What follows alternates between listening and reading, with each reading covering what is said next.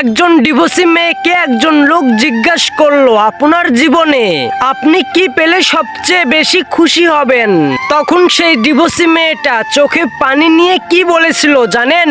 আমি যদি আর একটা বারের জন্য আমার স্বামীর জীবনে যেতে পারতাম তাহলে অনেক বেশি খুশি হতাম।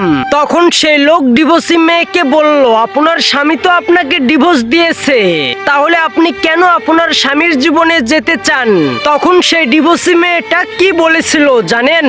আমার ডিভোর্স হওয়ার পরে সকলেই আমাকে খারাপ বলতো, আমাকে খারাপ নজরে দেখতো, অথচ আমার স্বামী আমাকে মারধর করতো, কত মেয়ের সাথে কথা বলতো।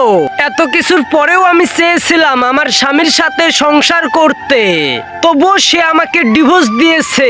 মানুষ বলে আমার দোষের কারণে নাকি আমার স্বামী আমাকে ডিভোর্স দিয়েছে। আমি আমার স্বামীর জীবনে ফিরে গিয়ে সেই সব মানুষদেরকে দেখাতে চাই আমার জন্য ডিভোর্স হয়নি, আমার স্বামী পরকীয়ায় আসক্ত হয়ে আমাকে ডিভোর্স দিয়েছিল। লোকটা ডিভোর্সি মেয়েকে বলল, আপনি সমাজের উদ্দেশ্যে কি বলতে চান?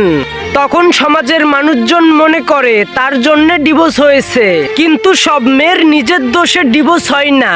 অনেক মেয়ের ডিভোর্স হওয়ার কারণ তার স্বামী পরকীয়ায় আসক্ত হয়, আর নয়তো মায়ের কথা শুনে স্ত্রীকে ডিভোর্স দেয়। তাই একটা মেয়ের ডিভোর্স হলে তার কারণে ডিভোর্স হয়েছে, এটা ভাবা সম্পূর্ণ ভুল। লোকটা ডিভোর্সি মেয়ের কাছ থেকে কথাটা শোনার পরে কিছুই বলতে পারলো না। আসলে আমাদের সমাজের ডিভোর্সি মেয়েরা না এভাবেই অবহেলা হয়, এভাবেই অপমানিত হয়, এভাবেই লাঞ্ছিত হয়।